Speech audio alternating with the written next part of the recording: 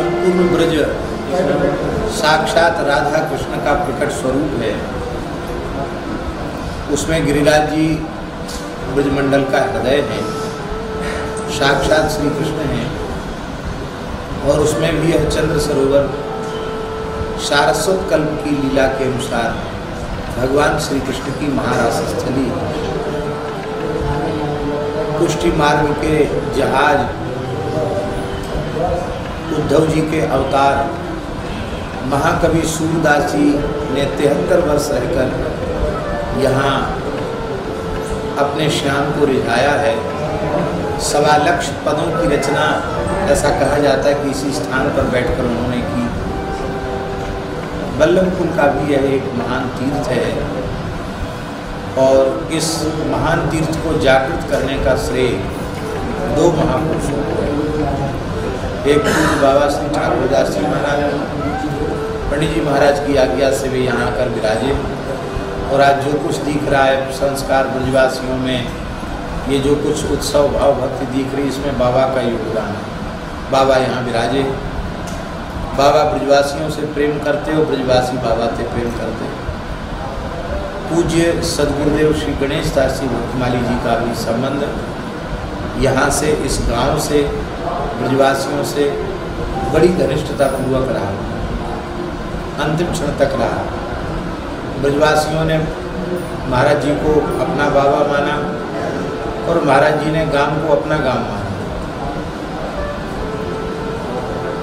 पूज्य बाबा ठाकुरदास जी यहाँ विराजते, निरंतर गो चिंतन उनको बना रहता था। एक कसाई एक देसी बछड़ा ले जा रहा था, उस बछड़े को देखकर बाबा को दया आई और बाबा ने किसी व्यक्ति से कहकर कसाई से बछड़ा खरीद लिया गया और उस एक बछड़े को बचाने से यहाँ गौशाला का आरंभ हुआ। फिर पूज्य गुरुदेव श्री गणेश दास जी भक्तमाली जी महाराज की अध्यक्षता में एक समिति का गठन हुआ और यहाँ गौशाला विधिवत आरंभ हुई। अपने समय की सबसे पुरानी गौशाला ये है। इस गौशाला से अनेक गौशालाओं का जन्म हुआ। आज तक इस गौशाला के माध्यम से सैकड़ों ब्रजवासियों के घरों में गोपालन आरंभ हुआ और हजारों की संख्या में गोवंश के प्राण बचाए गए। तो यह एक उत्तम आदर्श गौशाला है। पुस्तकालय भी है, शिक्षण संस्थान भी है, औषधालय भी है और यह निरंतर प्रगति के पथ पर अग्रसर है। आज आवश्यकता है सभी गोभक्त, राष्ट्रभक्त, भारतीय सनातन विचारधारा में श्रद्धा रखने वाले लोग, वैष्णवजन, सबके सहयोग की आवश्यकता है और प्रेम से गौशाला को सब अपनी मान करके इसमें सहयोग करें। ऐसी है विनय पत्रिका। ऐसा अनुपम ग्रंथ है गोस्वामी तुलसीदास जी महाराज का कि इस एकमात्र ग्रंथ का आश्रय कोई साधक ले ले तो साधक जीवन के समस्त प्रश्नों का समाधान हो जाएगा। भगवत प्राप्ति का मार्ग प्रशस्त ही नहीं हो जाएगा, ईमानदारी से यदि विनय पत्रिका का चिंतन करे, उसे अपना जीवन बनावे तो इसी शरीर से इसी जन्म में निश्चित भगवत साक्षात्कार हो जाएगा, इसमें कोई संदेह नहीं। समर्थ सद्गुरु जो कार्य करते हैं वही कार्य विनय पत्रिका करती है। जैसे अष्टादश पुराणों का सार सर्वस्व फलरूप श्रीमद् भागवत है और भागवत को लिखने के बाद भगवान व्यास पूर्ण संतुष्ट हुए, फिर और कुछ जीवों के कल्याण के लिए लिखने की आवश्यकता नहीं है, अब हमारा प्रयोजन पूर्ण हो गया, ऐसा भगवान व्यास जी ने समझा।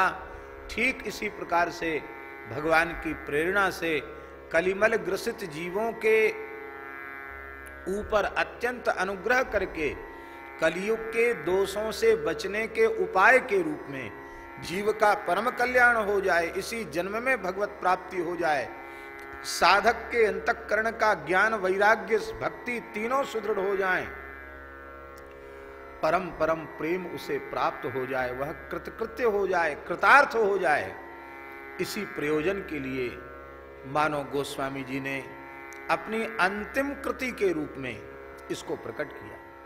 इसको YouTube पर प्रचारित भी किया जा रहा है, इस प्रसारण भी इसका किया जा रहा है। उसको जो भी देखेंगे उन्हें घर बैठे नित्य सत्संग प्राप्त हो जाएगा। और हम ऐसा अनुभव करते हैं कि उन्हें यह नहीं लगेगा, जितनी देर वे सुनेंगे उनको नहीं लगेगा कि हम वृंदावन से दूर हैं। आप अपने घर में बैठकर यह अनुभव करेंगे कि हम संतों के, गुरुजनों के चरणों में श्रीधाम वृंदावन में ही भावमय स्वरूप से बैठकर श्री विनय पत्रिका के माध्यम से सत्संग कर रहे हैं। बिल्व वृक्ष के रूप में साक्षात भगवती महालक्ष्मी विराजमान है। इसलिए बिल्व वृक्ष के पूजन का और बिल्व वृक्ष के स्पर्श का मंत्र है श्री फलाय नमः, श्री द्रुमाय नमः। क्या? श्री फलाय नमः, श्री द्रुमाय नमः, ऐसा कहकर के प्रणाम करके तब बिल्वपत्र उतारना चाहिए। श्री फलाय नमः, श्री द्रुमाय नमः। ये श्री ही द्रुम के रूप में, वृक्ष के रूप में। चलो कथा सुनाई देते हैं। ये श्रीफल बिल्व के रूप में लक्ष्मी जी कैसे हुई? श्री सूक्त में भी तो आता है ना, श्री सूक्त में भी आता है ना बिल्व का। क्या आता है? देखो उठ नहीं रहा। हिरण्यवर्णाम हरिणीम सुवर्ण ऋतस्रजाम चंद्राम हिरण्यमीं लक्ष्मीं जात वेदो माँ भाव ताम माँ वह जात वेदो लक्ष्मी मनवगामिनीं यस्याम हिरण्यम विंदेयम गामस्वम पुरुषाम अस्सुपूर्वाम रतमध्याम अस्तनाद प्रमोदिनीं श्रियम देवी वहे श्रीर्मा देवी युष्ताम कांसोस हरिण प्राकाराम आर्द्राम ज्वलतीम तृप्ताम तर्पयंतीम पद्मेष्टाम पदवर्णाम ताम यो पयो श्रियम चंद्राम प्रभास्याम सा ज्वलंतीम श्रीम लोके देवीजुषा मदाम ताम पद्म शरणम हम प्रब्दे लक्ष्मीर्मनिषताम ताम प्रणोमि आदित्यवर्णे तपसोदिजातो वनस्पतिस्तव वृक्षोथ विल्वाह। वनस्पतिस्तव वृक्षोथ विल्वाह। वनस्पति जो वृक्ष नाम, बिल्व नाम का वृक्ष है, वो आपका स्वरूप है। ये वेद में लिखा है। वनस्पतिस्तव वृक्षोत विल्वा तस्य फलानि तपसा नुनंतु मायांतरायाश्च बाह्या अलक्ष्मी ही। उसके जो फल हैं हमारी अलक्ष्मी को नुदंतु, बाहर दरिद्रता का नाश करें। बेल का फल दरिद्रता का नाश करता है। सीताराम। बिल्व का फल, उसका गूदा निकाल करके भीतर का, और उसको गाय के घी में डुबा करके हवन करने से लक्ष्मी जी की विशेष कृपा प्राप्त होती है।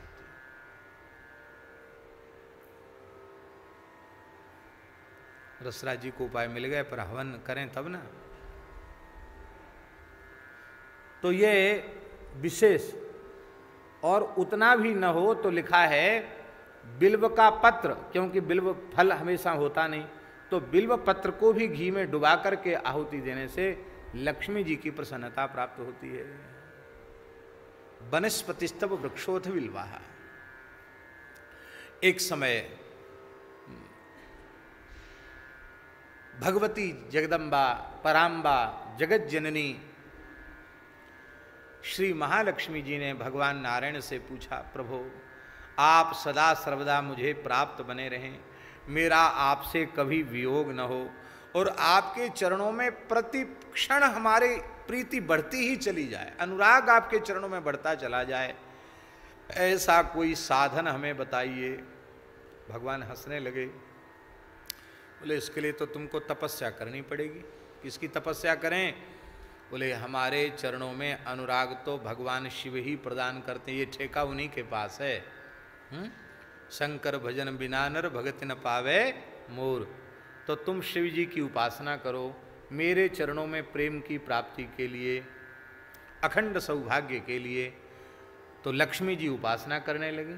उपासना करते करते करते वैसे तो वो चाहती तो कैलाश में जाके दर्शन कर लेती, और वो दर्शन अलग है, पर तपस्या करके उपासना करके प्रसन्न करना और भगवान शिव का प्रकट होकर दर्शन देना वो एक अलग बात हुई। तो जैसे ही तपस्या करते करते, उपासना करते करते बहुत समय लक्ष्मी जी को बीत गया। अब लक्ष्मी जी ने सोचा कि मैं भगवान शिव का अर्चन करूं। तो अर्चन तो रोज करती ही थी। एक दिन लक्ष्मी जी के मन में हुआ कि मैं 1000 कमल पुष्पों से भगवान शिव का अर्चन करूं, कमल पुष्प से सहस्रार्चन करूं। अब उन्होंने अर्चन आरंभ कर दिया। भोले बाबा ने लीला की। क्या लीला की? 2 कमल के पुष्प चुरा लिए। 2 कमल के पुष्प चुरा लिए। सब चोरी करते हैं, हमारे वृंदावन के ठाकुर जी को दोष नहीं लगाना चाहिए, समय आने पर सब कर लेते हैं। बोल भले ही लीला है, पर 2 कमल चुरा लिए शंकर जी ने। अब पूजन के बीच में उठना, बोलना, संकेत करना, या वो तो भगवती महालक्ष्मी संकल्प करें तो प्रकट हो जाए, पर ये अपनी शक्ति का प्रयोग करना वो भी एक दोष ही है। उपासक बन के उपासिका बन के बैठी हैं। तब उन्होंने विचार किया अब मैं क्या करूं। तब उनके मन में आया कि भगवान श्री नारायण हमारे पयोधरों को खिले हुए कमल का जो बंद, जो माने अध खिला हुआ जो कमल है, उस वह उपमा हमारे पयोधरों की भगवान नारायण देते हैं, तो क्यों ना यही कमल हैं, ये कमल ही मैं अर्पित कर दूं। तो उन्होंने तत्काल अपने पयोधर ही कमल के रूप में अर्पित कर दिए। तत्काल भगवान शिव पार्वती प्रकट हो गए। भगवती का स्वरूप तो तत्काल यथावत ही हो गया, पर वो जो अपने पयोधर अर्पित किए थे उसका सिंचन भगवान शिव ने अमृत से किया, और सिंचन करते ही भूमि से बिल्व वृक्ष प्रकट हो गया। इसलिए इसको श्री द्रुम कहा गया। लक्ष्मी जी से प्रकट है ये, और इसमें ब्रह्मा जी, विष्णु भगवान, शिव जी, संपूर्ण देवी देवताओं का निवास इसमें होता है। बिल्व वृक्ष के नीचे 68 करोड़ तीर्थों का निवास होता है। बिल्व वृक्ष के नीचे बैठकर साधन करने से बहुत जल्दी मंत्र सिद्धि होती है। शंकर जी की स्थापना की जरूरत नहीं पड़ती बिल्व वृक्ष के नीचे, सहज शिव जी उसके नीचे विराजते हैं, समस्त देवता विराजते हैं। यही भाव मेरे मन में जब ये कथा आई थी तो हमारे मन में ये भाव आया था, कहीं ऐसा हो जहाँ शिव जी को मध्य में हम विराजें और प्राकृतिक रूप से कम 11-12 बिल्व के वृक्ष हों, और उन वृक्षों का ऐसे झुरमुट बन के प्राकृतिक शिव जी का मंडप बन जाए, जिसमें बिल्व वृक्ष के बीच में बैठकर शिव जी का स्मरण किया जाए, वहीं बैठ के राम राम किया जाए। तो हमारे पुरानी गौशाला में बाबा हैं, ये कर तो रहे हैं वहाँ तैयारी, चबूतरा के चारों 10-12 बिल्व वृक्ष लगा करके उसकी तो कुछ दिनों में भगवान की दया से एक विलक्षण बिल्व कुंज बन जाएगी। बिल्व की बड़ी भारी महिमा है। ये जो बिल्व के 3 पत्र होते हैं, 3 पत्ता होता है ना बिल्व के, उन 3 त्रिदलम त्रिगुणाकारम त्रिनेत्रम चतुर्धायुधम, ये 3 जो बिल्व के दल हैं उनमें दाहिने पत्ते में भगवान नारायण विराजमान हैं, बाएं पत्ते में श्री ब्रह्मा जी विराजमान हैं, और बीच का जो ऊर्ध्वमुखी पत्र होता है, ऊपर वाला पत्र, उसमें भगवान महेश्वर, भगवान शिव विराजमान हैं। इस तरह से तीनों देवता पत्र में विराजमान है। इसलिए बिल्व वृक्ष को बिना स्नान के नहीं स्पर्श करना चाहिए, और शरीर में, सारे शरीर में तेल लगाया हुआ हो तब भी स्पर्श नहीं करना चाहिए। जो मर्यादा बिल्व के लिए है वही मर्यादा तुलसी जी के लिए। तुलसी जी का भी स्पर्श बड़ी मर्यादा पूर्वक करना चाहिए।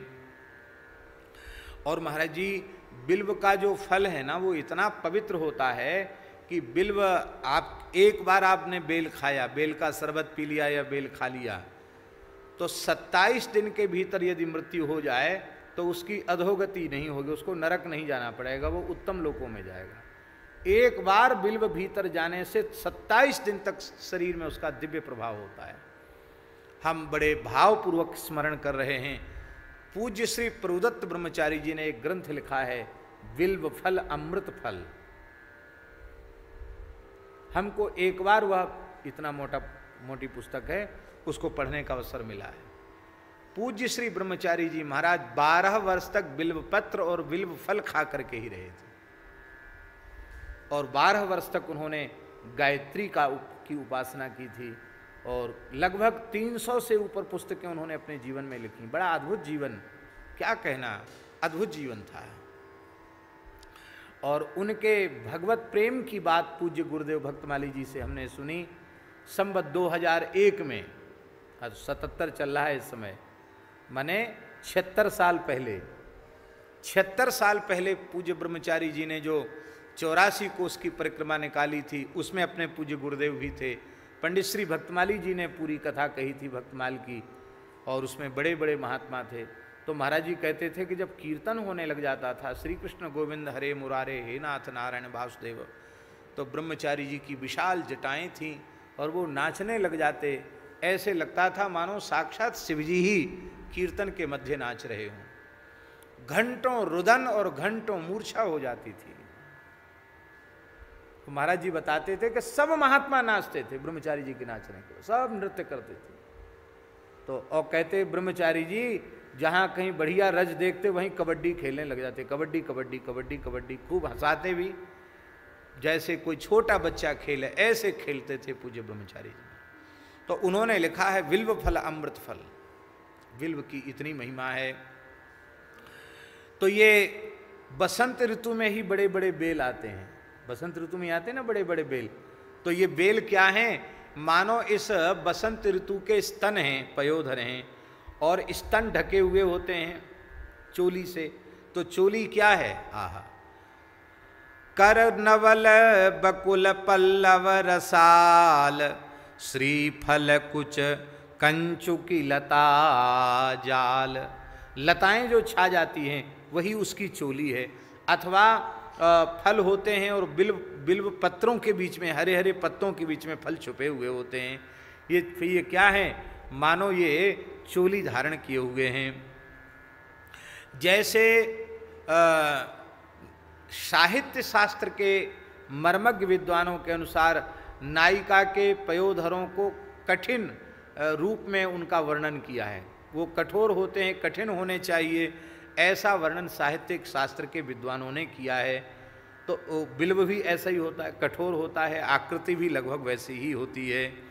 तो ये उस बसंत ऋतु के पयोधर हैं, और ये लता जाल ही उसकी कंचुकी है। कंचुकी माने जो पोल का धारण करते हैं ना, क्या कहते हैं, ब्लाउज वगैरह, चोली, वो चोली है। आनन सरोज कच मधुप गुंज, इस बसंत ऋतु रूपी नायिका का जो मुख है वो क्या है? बोले ये कमल है, खिला हुआ कमल ही मानो उस बसंत ऋतु का खिला हुआ मुखारविंद है। और उन भौरों, वे भौरे खिले हुए कमल पर मंडरा रहे हैं। वो भौरे कौन हैं? वो बोले वो बसंत ऋतु रूपी नायिका के कच, कच माने काले काले घुंघराले केश हैं। अब देखो मुख कमल हो गया और केस घुंघराले हो गए, तो ये मानो भौरे उस पर मंडरा रहे हैं। लोचन विशाल नवनील कंज, ये बसंत ऋतु आपकी उपासना करने आई है। ये नील कमल के समान इसके बड़े बड़े नेत्र हैं। पिक बचन चरित बर बर ही कीर, पिक बचन, ये बसंत ऋतु की वाणी क्या है? वे कोयल बोलती है, कू कू, यही उसकी मीठी वाणी, ये जो है उसकी वचन रचना है। अभी तो पता नहीं कितनी विचित्र बात है, रात्रि को लगभग 3:30 बजे 4 बजे इतना सुंदर कोयल बोलती, हम छत पर सुनते हैं, इतनी सुंदर कोयल बोलती है, ये अलार्म फलार्म सब बेकार हैं उसके सामने, कृत्रिम। इतनी सुंदर आवाज़ सुनाई पड़ती कोयल की, सवेरे 3 से 4 के बीच में कोयल बहुत बढ़िया बोलती है। ये कोयल ही मानो उस बसंत ऋतु की मीठी वाणी है। और क्या है? बोले पिक बचन चरित बर बर ही कीर, पिक बचन बर ही मोर, यही उसका नृत्य है। और कीर, कीर माने तोते, तोतों की गुटुर गूं सुंदर उनकी आवाज, मीठा बोलना, यही उनका मानो सुंदर चरित्र है।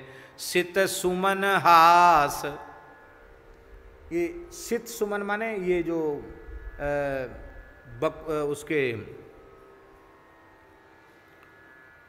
फूल होते हैं ना, क्या कहते हैं, बेला, कुंद के फूल, बेले के फूल, बेला के फूल, ये मोतिया भी कहीं कहीं उसको कहते हैं, बेला मोतिया। क्या कहते हैं यहाँ, क्या कहते हैं? मोगरा, मोगरा कहते हैं। मोगरा सफ़ेद होता है, ये बसंत ऋतु में ही ज़्यादा मोगरा होता है। ये क्या है? बोले इस बसंत ऋतु का हंसना है। कोई हंसता है तो उसके चमकीले दांत दिखाई पड़ते हैं। तो ये मानो बसंत ऋतु इन पुष्पों के रूप में हंस रही है, सुंदर सुगंध बिखेर रही है। लीला समीर, शीतल मंद सुगंधित हवा चलना, ये इसकी लीला है। कितनी सुंदर इसकी लीला शीतल मंद सुगंध समीर है। पर भगवान, ये बसंत ऋतु तो आपकी उपासना के लिए आई है, आपकी उपासना करके ये धन्य हो रही है, पर आपका इसके प्रति कोई आकर्षण नहीं है।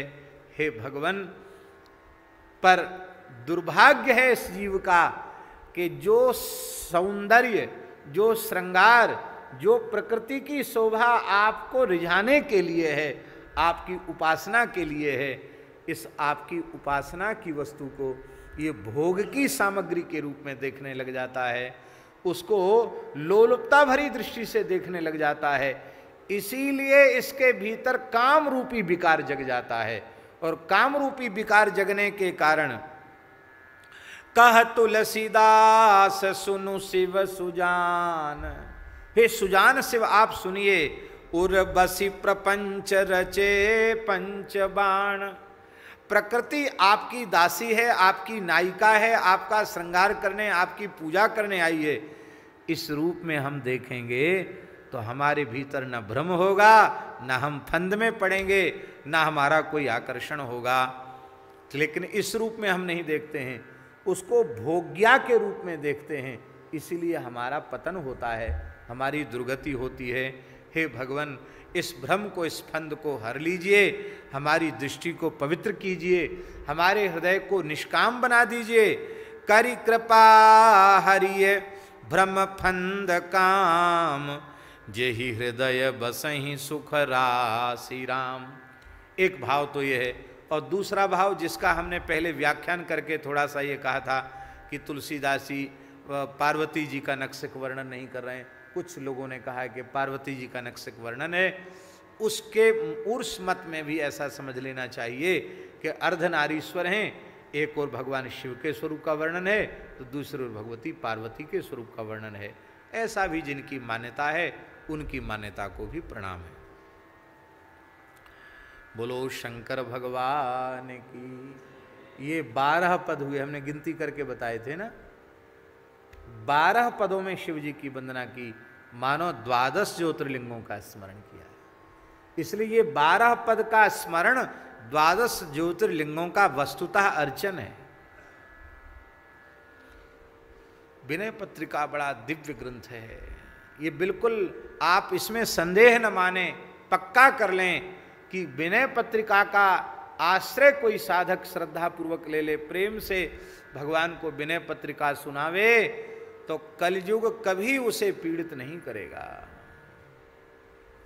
इसी शरीर से, इसी जीवन में वो निर्विघ्न रूप से भगवान की भक्ति करता हुआ भगवान को प्राप्त कर लेगा, इसमें संदेह नहीं। एक महात्मा थे, अभी यहाँ जितने लोग प्रायः बैठे हैं उनमें से किसी ने उनका दर्शन नहीं किया। परम श्रद्धेय पूज्य श्री सुदामा दास जी महाराज के शिष्य थे, उनका नाम था श्री हरिचरण दास जी। क्या नाम था? श्री हरिचरण दास जी उनका नाम था, और पहले पूज्य श्री सुदामा दास जी महाराज की निजी सेवा में वे कुछ समय रहे थे। अपने पूज्य गुरुदेव भक्तमाली जी से भक्तमाल कुछ उन्होंने सुना था। महाराज जी के प्रति पूर्ण सद्गुरु का भाव उनके मन में था। तो पूज्य महाराज जी ने हरिचरण दास जी को यही एक बताया था, 11-12 पद आप रोज ठाकुर जी को सुनाना। और विनय पत्रिका का अनुसंधान करते करते ऐसा उनका जीवन बन गया। वे प्रायः हिमालय में रहते थे, उधर उत्तराखंड में रहते थे, गंगाजल ही पीते थे, और सर्दी के समय यहाँ महाराज जी के पास आ जाते थे। तो महाराज जी के निकट ही उनका आसन रहता था, ऊपर में जहाँ महाराज जी विराजते थे वहीं उनका आसन रहता था। और मैंने देखा कि कम से कम 17-18 घंटे वे भजन करते थे नित्य। और रात्रि को जब सोने का उनके समय होता तो अपने एक सालिग्राम जी रखते थे, और एक छोटा चित्रपट राम जी का रखते थे। बस राम जी को सामने बस वहीं तकिया पे विराजमान कर लिया, और फिर जब प्रेम से विनय पत्रिका के पद गाते थे वो एकदम भावुक होकर के, तो क्या कहना, एक अपूर्व सुख मिलता था। और देखते ही लगता था कि हाँ ये भजन करने वाले साधु, ऐसी शांति, ऐसा एक भजन की दिव्यता उनके स्वरूप में दिखाई पड़ती थी।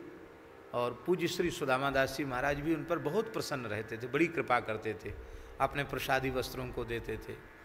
और जल्दी उनका शरीर भी, मतलब हिमालय में उधर ही उनका शरीर पूरा हुआ, अच्छे ढंग से बड़े दिव्य गति से वो भगवत धाम प्रयाण उन्होंने किया। विनय पत्रिका बहुत उत्तम ग्रंथ है, बड़ा दिव्य ग्रंथ है।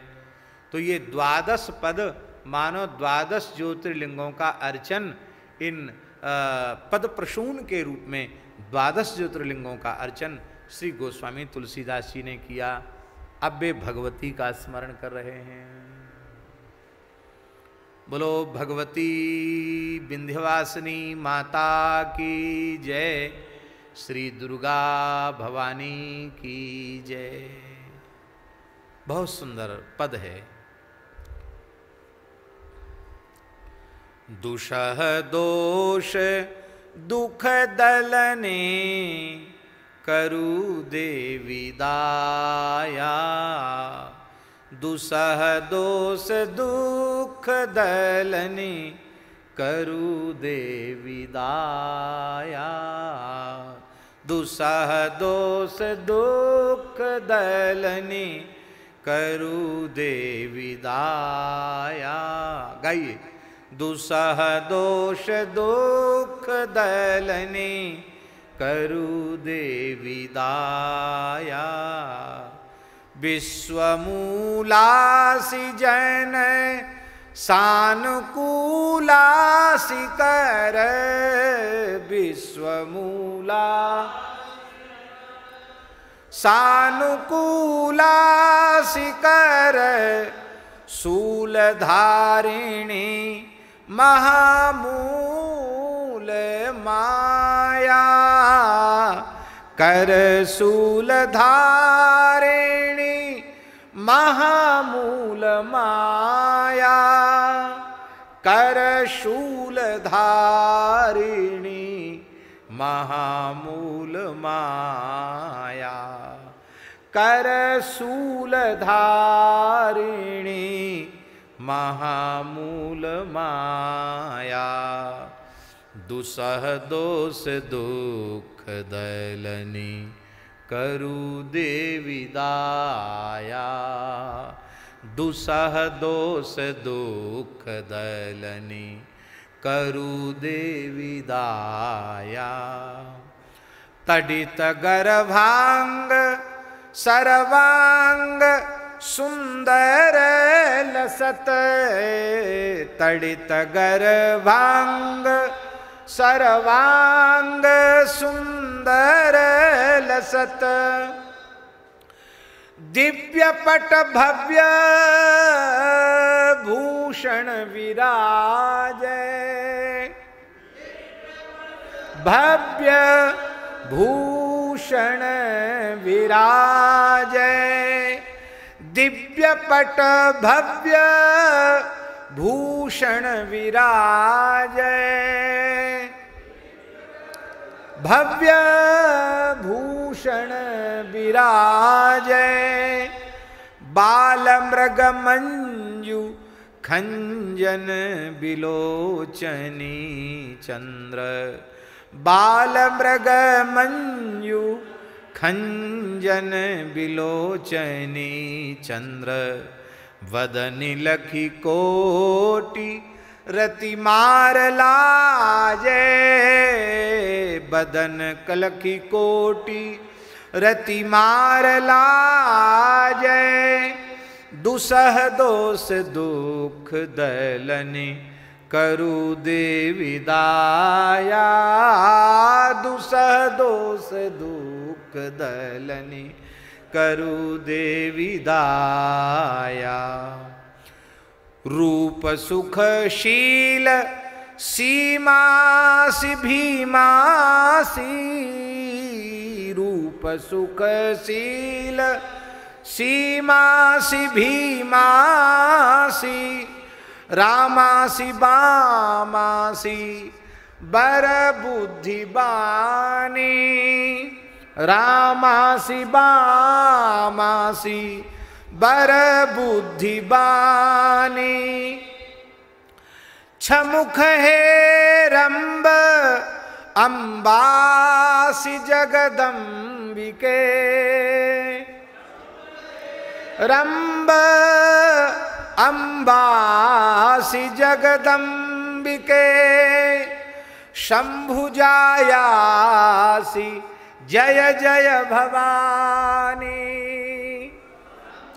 जायासी जय जय भवानी, शंभुजायासी जय जय भवानी, शंभुजायासी जय जय भवानी, दुषह दोष दुख दलनी करु देवी दाया, दुषह दोष दुख दलनी करु देवी दाया, दुसह दोष दुख दलनी करु देवी दाया, दुसह दोष दुख दलनी करु देवी दाया।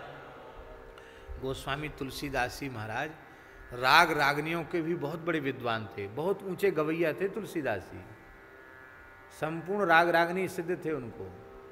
इसलिए विनय पत्रिका में हर पदों के राग उन्होंने निश्चित किए। जैसे इस देवी स्तुति का राग मारू निश्चित किया है। मारू, ये मारू युद्ध का राग है, युद्ध के समय बजता है मारू, मारू बाजा, मारू राग। तो अब इस राग में कोई गवैया इसको गावे तो लगेगा भगवती बिल्कुल सिंह पर सवार होकर के युद्ध लीला कर रही है, रणलीला कर रही है।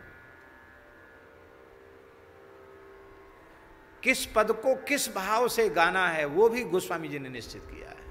क्या कहना, हमें ज्ञान नहीं है राग रागनी के, नहीं हमें होता तो हम भी मारू में गाते इसको, हमको ज्ञान ही नहीं, क्या करें, हमें क्या पता ही नहीं। हम तो मनमुखी राग और मनमुखी ताल भगवान ऊपर से जो भेज दें वही लय वही धुन बन जाती है और वही उसी में गा करके अपने आप को तो संतुष्ट कर ही लेते हैं। चंड भुज दंड खंडनी बिहंडनी महिष, चंड भुज दंड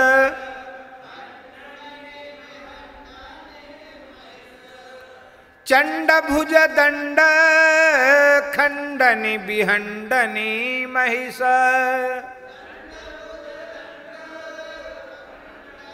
बिहंडनी महिष, मुंड मद भंग कर अंग तोरे, अंग तोरे, शुंभ निशुंभ कुंभीशरण के शरणी, शुंभ निशुंभ कुंभीशरण के शरणी, क्रोध बारीस अरि वृंद बोरे, क्रोध बारीस अरि वृंद बोरे, दुसह दोष दुख दलनी करु देवी दाया, दुसह दोष दुख दलनी करु देवी दाया, करु देवी दाया, करु देवी दाया, करु देवी दाया, करु देवी दाया, दुसह दोष दुख दलनी करु देवी दाया, दुसह दोष दुख दलनी करु देवी दाया। निगम आगम अगम गुरुवी तव, निगम आगम अगम गुरुवी तव, निगम आगम गुरुवी तव, निगम आगम अगम गुरुवी तव, गुण कथन उर्वी धर, करत जेहि सहस जीहा। निगम आगम गुरुवी तव, गुण कथन उर्विधर, करत जेहि सहस जीहा। देहि मां मोहिपन प्रेम यह नेम निज, देहि मां मोहिपन प्रेम यह नेम निज। हे माँ, माँ कह करके संबोधन किया है। देहि मां मोहिपन प्रेम यह नेम निज,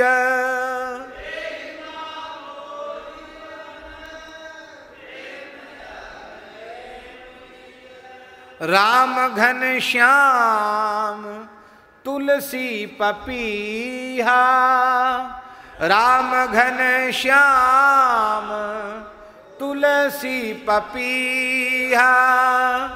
दुसह दोष दुख दलनि करु देवी दाया, दुसह दोष दुख दलनि करु देवी दाया। विश्वमूलासि जन सानकूलासि कर, विश्वमूलासि जन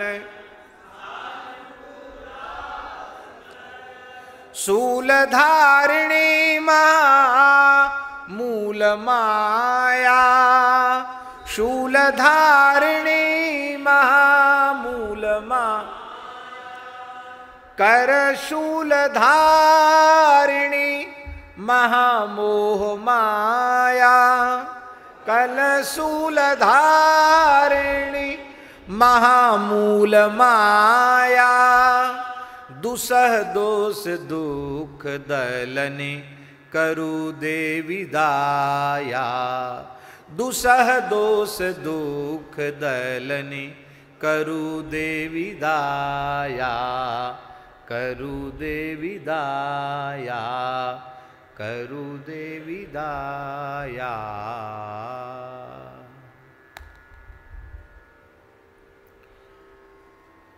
इसमें एक बड़ा सुंदर प्रकरण है।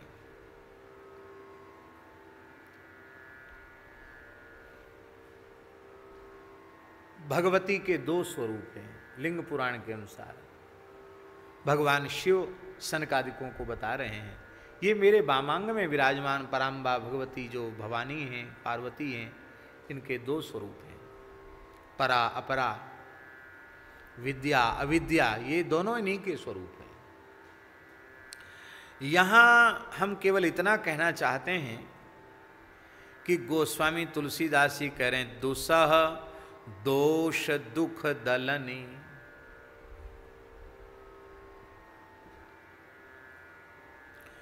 हे भगवती, हे माता, हे अम्ब, दोष दुख ये दोनों दुषह हैं। दोष भी दुसह होता है। सबसे पहली बात तो ये है कि ये दोष रहते ही तब तक हैं जब तक हम इन्हें स्वीकार नहीं करते हैं। कब तक रहते हैं दोष? जब तक इन्हें हम ईमानदारी से स्वीकार नहीं करते। और जब व्यक्ति भ्रम में अज्ञान में होता है, देखो अज्ञान उतना खतरनाक नहीं है, अज्ञान उतना खतरनाक नहीं है। भ्रमात्मक ज्ञान जितना खतरनाक है उतना अज्ञान खतरनाक नहीं है। जब व्यक्ति को भ्रम होता है तो अज्ञान को ही ज्ञान समझता है, अपनी मूर्खता को ही अपनी समझदारी समझता है। इसको कहते हैं विपरीत ज्ञान। क्या कहते हैं शास्त्रीय भाषा में? विपरीत ज्ञान। विपरीत ज्ञान जो है वो अज्ञान से भी भयंकर होता है। अज्ञानी तो उसको ज्ञान मिलेगा, वो सुधर जाएगा, लेकिन जिसे विपरीत ज्ञान होता है वो किसी के ज्ञान की कदर ही नहीं करता है। हर बात में तर्क वितर्क उसको होने लग जाएगा। ये विपरीत ज्ञान हे भगवती आपके प्रकोप के कारण होता है। आप कृपा करें तो उस विपरीत ज्ञान की निवृत्ति हो जाएगी और स्वरूप विज्ञान हो जाएगा, स्वरूप का ज्ञान हो जाएगा। तो मने जिसको परा विद्या कहते हैं, अध्यात्म विद्या विद्यानाम, स्वरूप बोध जिसको कहते हैं। तो जब विद्या रूप से आपकी कृपा हो जाएगी तो विद्या की प्राप्ति होते ही सा विद्या या विमुक्तये, विद्या की प्राप्ति होते ही दोष और दुख ये दोनों समाप्त हो जाएंगे।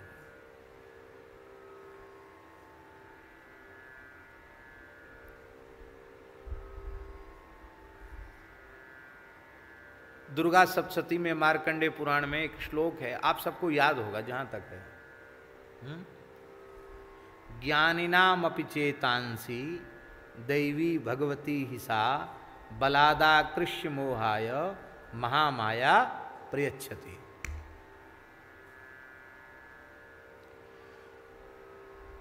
इसी का गोस्वामी तुलसीदास जी ने अनुवाद किया। देखो दुर्गा सप्तशती के मार्कंडेय पुराण के श्लोक है, जो ज्ञानिन कर चित अपहरई बरी आई विमोह बस करई, बस इसी का अनुवाद है।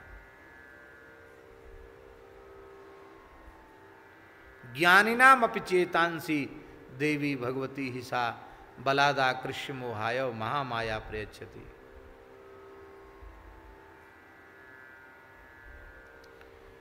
ये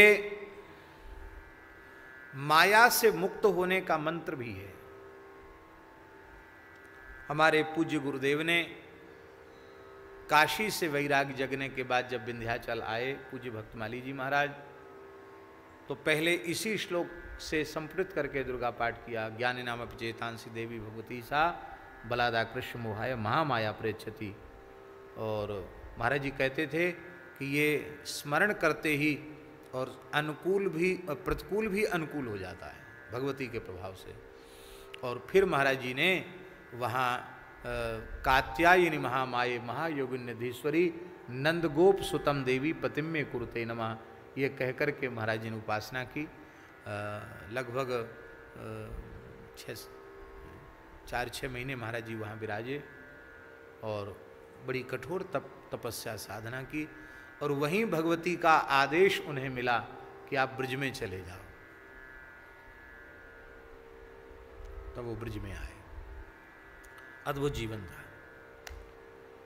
तो हमारे कहने का अभिप्राय ये है कि अविद्या के कारण ही दोष उत्पन्न होते हैं। सारे दोष अविद्या से जन्य हैं और सारे दुख भी अविद्या से जन्य हैं।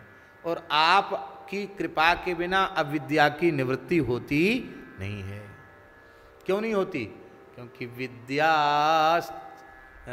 विद्या समस्तास्तव देवी भेदा स्त्रियः समस्ता सकला जगत्सु त्वयैकया पूरितमम्बयैतत् काते स्तुतिः स्तव्य परा परोक्ति। आप साक्षात परा विद्या स्वरूपा हैं, ब्रह्म विद्या स्वरूपा हैं। और आपकी कृपा से जब जीव को ब्रह्म विद्या परा विद्या प्राप्त हो जाती है तो उसके दुषः दोष और दुख इन दोनों का दलन हो जाता है। और आपकी कृपा के बिना ये संभव नहीं है। सारे दोष सारे दुख समाप्त हो जाते हैं। दुख क्यों होता है?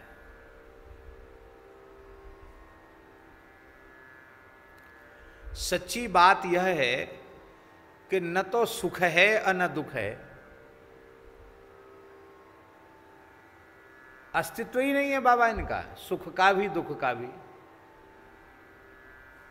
ये निश्चित होता है कि ये सुख है ये दुख है, तो जिससे सुख है उससे सबको सुख ही होता, जिससे दुख है तो उससे सबको दुख ही होता। पर एक ही चीज से किसी को सुख हो रहा है किसी को दुख हो रहा है। इसका मतलब क्या हुआ कि सुख दुख हमारे मन की कल्पना मात्र है, न सुख है न दुख है। जैसे गड़गड़ गड़गड़ गड़गड़ गड़गड़ मेघ गरजने लगे, बिजली कड़कने लगी। अब जिस किसान को हल चलाना है उसके लिए थोड़ी पानी बरस जाए, नमी आ जाए तो हल चलावें हम, तो वो कितना खुश होगा, जय हो राम जी बरसो, महाराज बरसो, हे अन्नदाता हे जलदाता बरसो, प्रसन्न होगा। और जिस कुम्हार ने अभी अभी आवा लगाया है, आग लगाई है आवे में, वो कहेगा हे राम जी गरीब पे काहे को जान ले रहे हो, गरीब की, महाराज मत बरसो, ये हमारा आवा पक जाए, सब बर्तन निकले यहाँ में, तब बरसना। अब देखो वर्षा से कुछ किसान को तो सुख हो रहा, कुम्हार को दुख हो रहा। तो यदि अमुक चीज से दुख ही होता तो सबको दुख होना चाहिए, सुख होता तो सबको सुख होना चाहिए, किसी को दुख हो रहा किसी को सुख हो रहा है। अब तो बड़ा अच्छा हुआ, भगवान ने दया करके ये सार्वजनिक स्थानों पर थूकने का प्रतिबंध लग गया, और ये बीड़ी पीने का भी प्रतिबंध लग गया, बीड़ी सिगरेट पीने का भी प्रतिबंध लग गया। और अब तो संकेत ऐसे आ रहे हैं कि ये 4-6 महीने का काम नहीं है, पूरा विश्व इस बात को बार बार कह रहा है कि अब क्या कहते हैं, सोशल डिस्टेंस, क्या कहते हैं, जो भी हो अंग्रेजी में, हमको उच्चारण नहीं बनता उसका, संस्कृत तो उच्चारण कर लेते, अंग्रेजी नहीं बोल पाते, तो वो दूरी बना के रखनी पड़ेगी। अब हाथ नहीं मिलाना पड़ेगा, अब सबको नमस्ते कहना पड़ेगा, हाथ जोड़ना पड़ेगा। अब ये लिपटना चिपटना ये सब दूर करना पड़ेगा, ये जीवन बनाना पड़ेगा। और अब ये भी आ गया है कि ये प्रदूषण से बचाने के लिए मास्क भी अब लोगों को लगाना ही पड़ेगा। इसका वैक्सीन निकल जाने के बाद भी ऐसा आ रहा है संकेत। और ये भी आ रहा है कि अब सार्वजनिक स्थानों पर थूकने के लिए हमेशा प्रतिबंध लग जाएगा। अच्छा ही हो रहा है, भगवान सब ठीक करते हैं, भगवान के विधान कोई गड़बड़ नहीं है, सब बढ़िया है। बड़ी गंदगी हो गई थी, क्या आनंद है। आर्थिक व्यवस्था बहुत गड़बड़ाई है इस देश की, और सब सुधर जाएगी, ठाकुर जी कृपा करेंगे। अब अपना विचार है, कोई माने न माने, हमारे मन में जब से ये बात हुई है तब से हमारे मन में एक बात आती है, इसके लिए हमारे मन में आता कि हम प्रधानमंत्री जी को पत्र लिखें, पर मैंने आज तक किसी नेता को पत्र लिखा नहीं। मन में हमारे कई बार आया कि मैं पत्र लिखूं प्रधानमंत्री जी को कि इस देश की अर्थव्यवस्था सुदृढ़ बनाने के लिए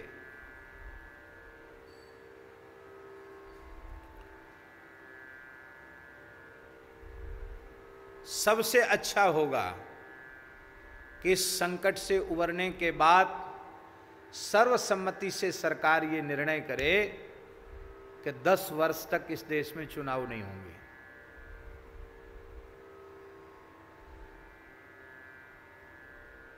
बाबा, अरबों खरबों रुपया चुनाव में बर्बाद होता है। आपको सुनकर आश्चर्य होगा, इस सच्चाई को कोई स्वीकार करे न करे, सरपंची के चुनाव में करोड़ करोड़ रुपए खर्च हो जाते हैं। आप सोचो, सरपंच क्या होता था पहले किसी जमाने में,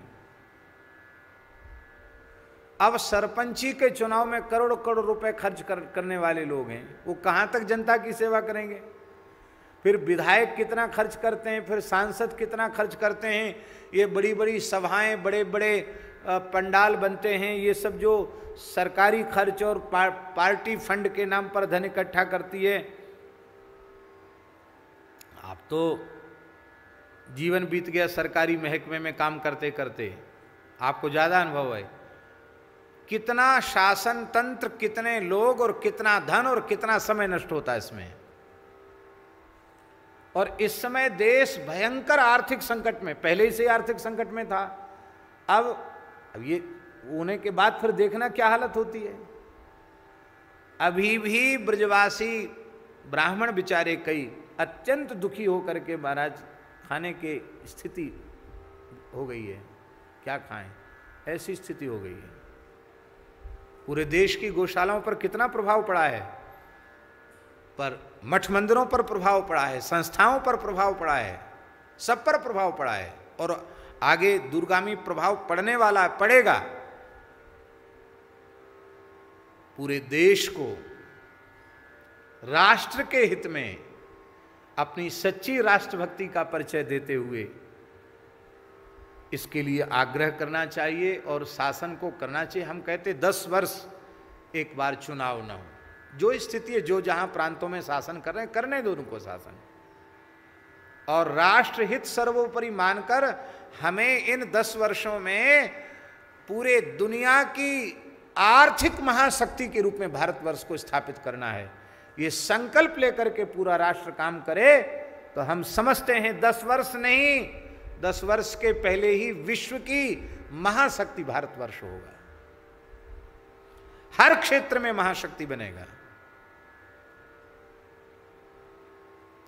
और इस देश की अर्थव्यवस्था की रीढ़ मेरुदंड गोवंश की सेवा और गोवंश की रक्षा है। इस बात को अभी समय रहते हुए शासन और समाज दोनों को समझ लेना चाहिए। बाद में अब पछताए होत का जब चिड़िया चुग गई खेत। और इन 10 वर्षों में एक प्रयोग करके देखें, इस देश की कृषि व्यवस्था गो आधारित हो जाए, चिकित्सा व्यवस्था गो आधारित हो जाए। देखो, घर का बीज, घर का खाद, घर की सब चीज जब होगी तो हमें बाहर से जब कुछ आयात नहीं करना पड़ेगा तो हम स्वयं मजबूत होंगे, हम आत्मनिर्भर होंगे। तो ये बहुत जरूरी है। वैसे ये कहना नहीं चाहिए था, लेकिन अब मुंह से निकल गया, मन की बात है, मन की बात निकल गई मुंह से।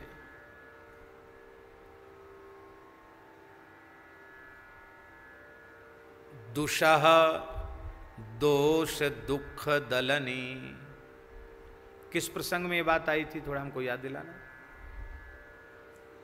है? इसका मतलब कोई ठीक से सुन ही नहीं रहा क्या? किस प्रसंग में बात आई थी? हाँ, ये हमने कहा था कि सुख दुख का हाँ, तो ये थूकने के ऊपर, इस सब के ऊपर बात आई। तो अब तो भगवान की दया से पहले से प्रतिबंध हो गया और प्रतिबंध लग गया, अच्छा हुआ। ये स्वच्छता मिशन को और गति मिलेगी, इस व्याधि से भी गति मिलेगी। स्वच्छता हुई है और स्वच्छता होगी। तो पहले क्या था, पहले ट्रेनों में भी लोग खूब पीते थे धुआं, और खूब पीते थे जो है तम्बाकू, तो अभी खाते हैं। तो पहले गुटखा, तम्बाकू और ये बीड़ी सिगरेट खूब पीते थे। और महाराज जी के साथ यात्रा करने का खूब अवसर मिलता था। और महाराज जी प्रायः स्लीपर वाले कोच में, बिना एसी वाले डिब्बा में यात्रा करते थे। प्रायः महाराज जी एसी में नहीं चलते थे, उसी में हम लोग साथ चलते थे। तो बीड़ी सिगरेट लोग पीते थे बगल में ही बैठ के। तो महाराज जी को भी देखा, अब हमको भी सहन नहीं होता तो ऐसे गमछा ऐसे मुख पर रख लेते थे, आंख बंद करके महाराज जी चुपचाप राम राम करते रहते। कभी किसी को टोको तो महाराज जी प्रसन्न नहीं होते, नहीं नहीं इनके सुख में खलल मत डालो। तो हमने देखा कि जो पीने वाले बीड़ी सिगरेट हैं उनको तो बड़ा सुख मिलता होगा धुआं पीने में। मुंह से पीते, नाक से निकाल देते हैं। कितना कलाकारी है भाई, बहुत बड़ी कलाकारी है। नाक से ऐसे सर्र से निकाल देते हैं धुआं, और मुंह से भी ऐसे करते हैं तो उसके गोल गोल ऐसे बनते, उसको देखते हैं क्या कौन सी आकृति बनी, कौन सा देवता इसमें प्रकट हुआ। तो वो सब करते हैं लोग, तो उन्हें सुख मिलता है। और दूसरे किसी व्यक्ति की नाक में वो गंध गई जो उसका प्रेमी है, वो उस डिब्बा से चल के उस तक आ जाता है, बिना परिचय के भाई साहब राम राम बैठ जाएगा, फिर मीठी मीठी दो बात करेगा, फिर जेब में हाथ डालेगा, अरे माचिस कहाँ रह गई, लाइटर कहाँ रह गया, अच्छा भाई साहब लाइटर है आपके पास, माचिस है, बोले हाँ है। फिर ऐसे ऐसे हाथ, उसके पास न लाइटर था ना बीड़ी का बंडल था, फिर ऐसे ऐसे किया, अच्छा भाई साहब एक बीड़ी, अरे भले आदमी देखने में इतने भले लग रहे हो, तो चुल्लू भर पानी में डूब के मर जाओ, बीड़ी मांगने में शर्म नहीं आती है? लेकिन वो मांगता है और वो बड़े प्रेम से बीड़ी और माचिस दे देता है, बंडल माचिस दे देता है। ये सुनी हुई बात नहीं, आंखों देखी हुई बात आपको बता रहा हूं। तब उस दृश्य को देख के मन में आता है कि देखो हम लोगों को तो इतनी परेशानी हो रही है कि माथा फटा जा रहा है, उल्टी सी इच्छा हो रही है, और ये देखो ये भले आदमी, इनको सुगंध आ रही है, जैसे अगरबत्ती की सुगंध आती है उससे भी बढ़िया सुगंध इनको आ रही है। तो अब देखो हमने उसको प्रतिकूल रूप में अनुभव किया तो हमको अच्छा नहीं लगा, दुख हो गया, उससे पीड़ा हुई, दुख हुआ, और जिसने उसको अनुकूल रूप में अनुभव किया उसको उससे व्यसन की पूर्ति हुई तो उसको सुख का अनुभव हुआ। तो सुख और दुख हमारे मन की कल्पना है। इसी बात को एकादश स्कंध में भगवान ने कहा, नायम जनो में सुख दुख हेतुर न देवतात्मा ग्रह कर्म काला मनः परम कारण मामनन्ति संसार चक्रम परिवर्तयेद्यत्। उज्जैन का वो तितिक्षु ब्राह्मण कह रहा है कि ये संसार के लोग मेरे सुख का कारण भी नहीं है, दुख का कारण भी नहीं। क्यों? जो पांच भौतिक शरीर हमारा वही इनका है, तो पंचभूत का पंचभूत से क्या बैर जो हमारे सुख या दुख का ये कारण बने। देवता जो इंद्रियों पर अधिष्ठात देवता हमारे बैठे हैं, वही देवता इनके शरीर पर बैठे हैं। देवताओं का देवताओं से क्या विरोध। आत्मा जो आत्मा मेरे भीतर वही इनके भीतर है, तो आत्मा का आत्मा से क्या विरोध। ग्रह ग्रहों का भी कोई विरोध नहीं। हमने क्या ग्रहों का बिगाड़ा जो शुक्र शनि राहु केतु हमें परेशान करेंगे।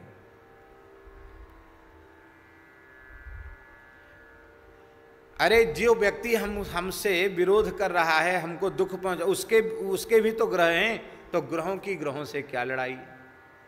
सब इंद्रियों पर अलग अलग ग्रह बैठे हुए हैं।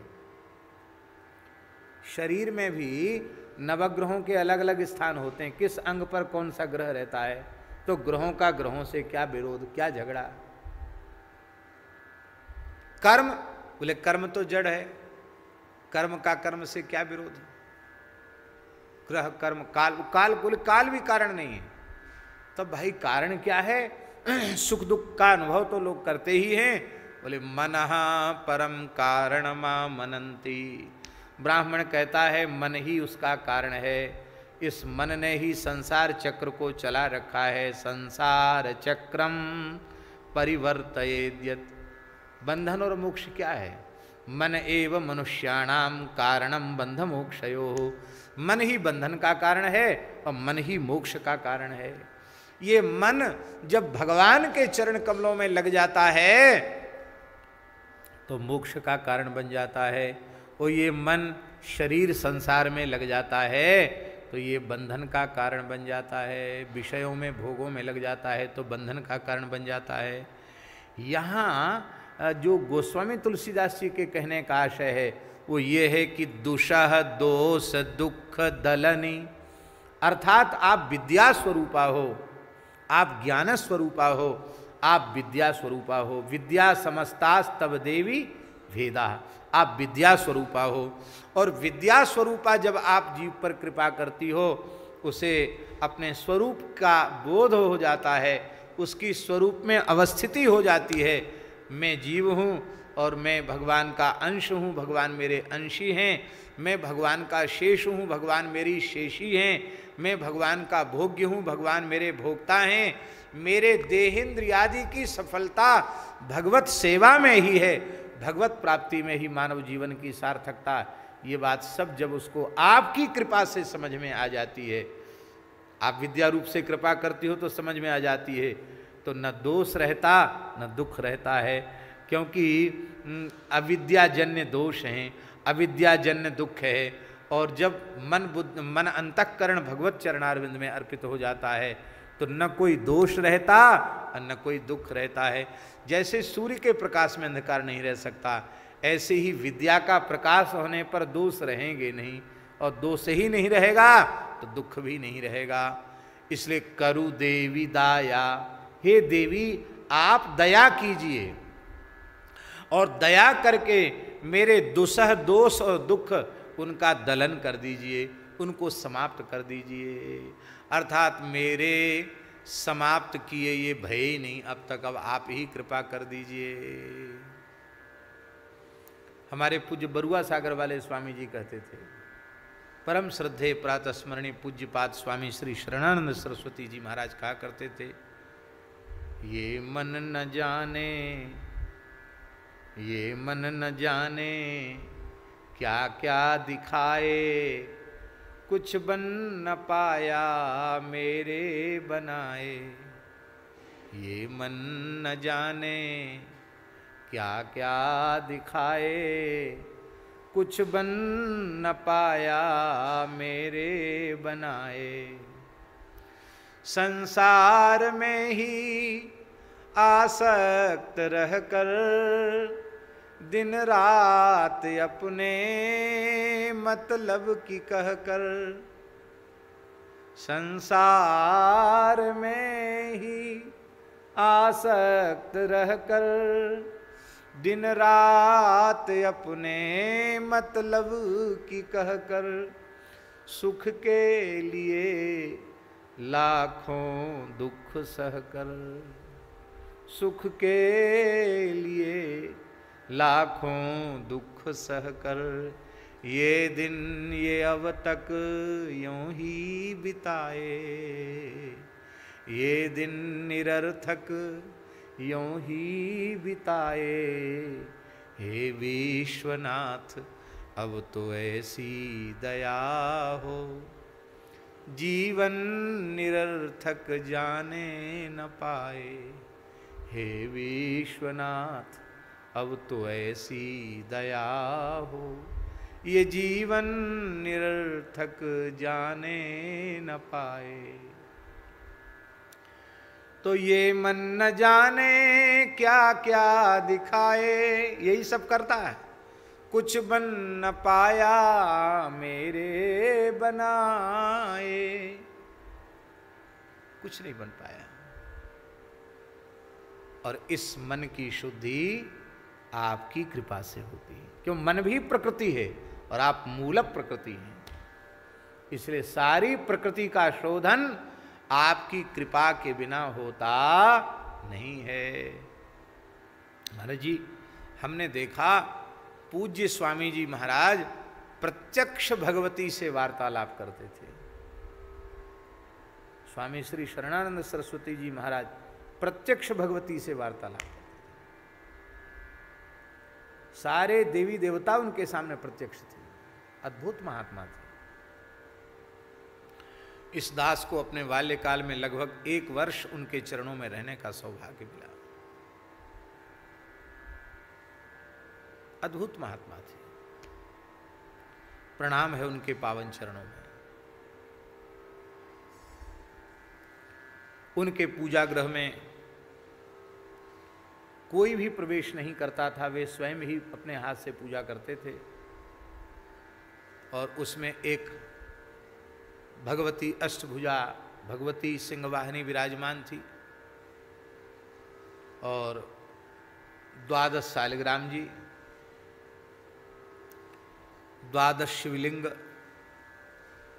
ये सब उनकी पूजा में थे। और वो अपने ढंग से कक्ष से बाहर आते थे। कितने अनुभूतियां उनके चरणों में दास को हुई।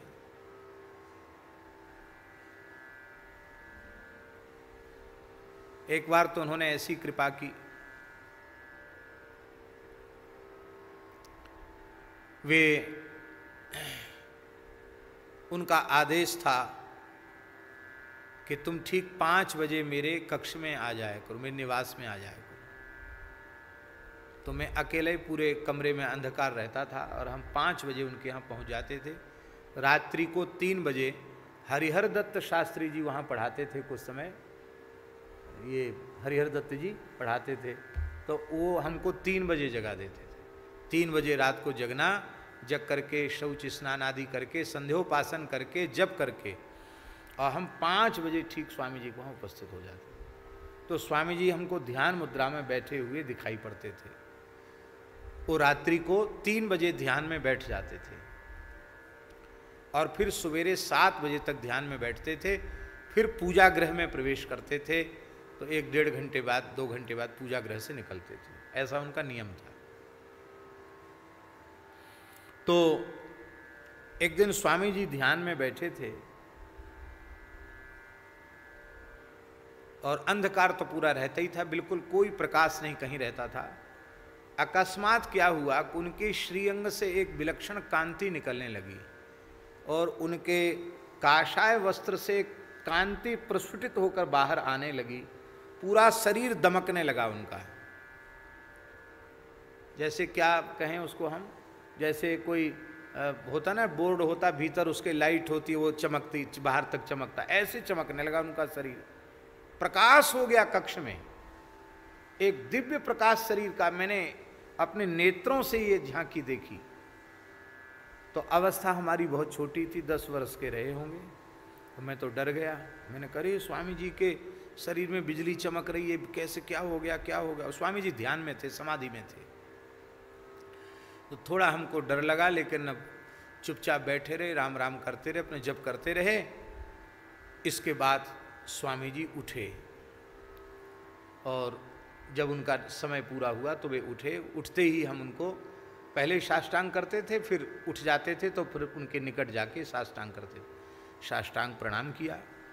प्रणाम किया तो उन्होंने मेरी ओर देखा, बड़े शांत रहते थे और उन्होंने एक बात कही, देखो तुमको मैं यहाँ क्यों बुलाता हूँ ये बात तुम नहीं जान सकते हो। मैं अपने ध्यान के समय किसी को भी यहाँ बुलाता नहीं, पर मैं तुम्हें किस लिए बुलाता हूँ इस बात को तुम नहीं जान सकते हो। हमने पूछा भी नहीं कि आप क्यों बुलाते हैं हमको। लेकिन एक बात है, यहाँ की किसी भी बात को तुम बाहर मत कहना। और देखो यहाँ कुछ भी विचित्रता दिखाई पड़े तो डरना नहीं, चिल्लाना चीखना नहीं, डरना नहीं बिल्कुल भी। यहाँ हम सबकी माँ बैठी है और माँ के सामने बच्चों को क्या डरना। हम थे छोटे, हम अपने मन में यही सोचे कि स्वामी जी की मैया इसमें रहती होगी। तो हमने कहा स्वामी जी आपकी माता जी यहीं रहती? बोले हाँ यहीं है, इसमें रहती है हमारी माता जी। तो उनका पूजा गृह बंद ही रहता था हमेशा, दर्शन किसी के भी नहीं खुला रहता, बंद रहता था पूजा। आज स्वामी जी ने द्वार खोला और हमसे बोला कि चलो आज माँ के दरबार में तुमको ले चलते। एक आसन था उनका बिछा हुआ गोल, बोले इस पर बैठ जाओ। बोले कोई श्लोक सुनाओ। तो हमने देवी प्रपन्नार्ति हरे प्रसीद प्रसीद मातर जगतोखिलस्य प्रसीद विश्वेश्वरी पाहि विश्वम तुमेश्वरी देवी चराचर, को बढ़िया से गा करके जब सुनाया, स्वामी जी एकदम भावुक हो गए। मेरे पीछे खड़े थे वो, उन्होंने ऐसे सिर पे मेरे हाथ रखा और रोकर भगवती से प्रार्थना की, माँ इस बालक पर कृपा करो। बस इतना शब्द हमने सुना, माँ इस बालक पर कृपा करो। इतना शब्द हमने सुना और इसके बाद फिर हमें पता नहीं क्या हो गया, हम जैसे थे वैसे ही बैठे रह गए। अब उसको क्या कहें ये तो भगवान ही जाने, लेकिन मतलब जैसे एकदम शरीर पत्थर की मूर्ति के जैसे हो गया। थोड़ी देर बाद, अब कितना समय बैठे, आधा घंटा बैठे, पौन घंटा बैठे, पता नहीं, जैसे थे वैसे बैठे ही रह गए। इसके बाद स्वामी जी ने मुझे यहाँ छुआ, थोड़ा ऐसे हिलाया, तब हमको होश आया। फिर मैंने साष्टांग प्रणाम किया। बोले आज भगवती ने तुम्हें स्वीकार कर लिया है, तुम्हारे ऊपर कृपा हो चुकी है, अब बाहर चलो। बाहर लेके आए। फिर बोले अब मैं जब बुलाऊं तब भीतर आना, बिना मेरी आज्ञा के भीतर मत आना। जो आ गया। ऐसा तो भगवती के प्रति उनका प्रेम था। और रामकृष्ण के ऐसे प्रेमी अनुरागी थे महाराज जी, नाम श्रवण करते ही नेत्रों से श्रुधार बहने लग जाती थी। उमा कहूँ में अनुभव अपना, सतहरि भजन जगत सब सपना। इसको बड़े प्रेम से बोलते थे स्वामी। कीर्तन में अविरल अश्रुधारा उनके नेत्रों से बहती थी, भगवती की कृपा से। ऐसे तत्वज्ञानी संत। तो दुषह दोष दुख दलनी करु दे विदाया। दुषह दोष और दुख इन दोनों का दलन करने वाली हे भगवती आप हो, आप कृपा करके दया कर दीजिए। विश्वमूलासी, आप विश्व का मूल हो, हैं? विश्व ब्रह्मांड की उत्पत्ति तुमसे हुई है, मूल प्रकृति हो। जन सानुकूलासी, आप अपने जनों पर सदा अनुकूल रहती हो, क्योंकि कुपुत्रो जायेता क्वचिदपि कुमाता न भवति, क्वचिदपि कुमाता न भवति। परम तेषां मध्ये विरल तरलोऽहं तव सुतः। मदीयोऽयं त्यागः समुचितमिदं नो तव शिवे।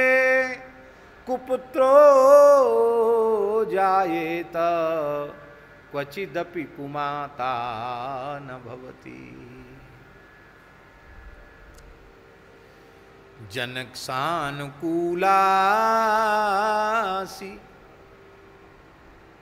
जो आपसे विमुख हैं तो उन्हें वे आपकी कृपा से वंचित होते हैं, और जब कृपा से वंचित होते हैं तो दुसह दुख अविद्याजन्य दोषों से ग्रसित होते हैं, और जब आपकी कृपा करुणा हो जाती है, आप अनुकूल हो जाती हैं, तो उनके दुसह दोष दुख सब धीरे धीरे मिट जाते हैं। हे प्रभु आप अपने जनों पर सदा अनुकूल रहती हो। और कैसी हो? करशूल धारिणी। शूल में 3 शिखाएं होती हैं। शूल को त्रिशिख कहा जाता है, और 3 ही प्रकार के ताप होते हैं, दैहिक, दैविक और भौतिक। ये तीनों प्रकारों के भक्त जनों के ताप पाप संताप को नष्ट करने के लिए ही मानो आपने त्रिशूल धारण किया हुआ है। ऐसी है त्रिशूल धारण करने वाली आप महामूल माया। आप महामूल माया हैं। महामूल माया ने माने मूल अव्यक्त प्रकृति हैं। आपसे ही सारा विश्व ब्रह्मांड उत्पन्न होता है। तडित गर्भांग सर्वांग सुंदर लसत।